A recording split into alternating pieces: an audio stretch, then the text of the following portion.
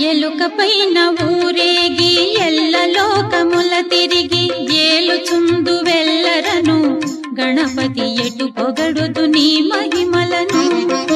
ఎలుక పైన ఊరేగి ఎల్ల లోకముల తిరిగి ఏలుచుందు వెల్లరను గణపతి ఎటు పొగడుదు నీ మహిమలను.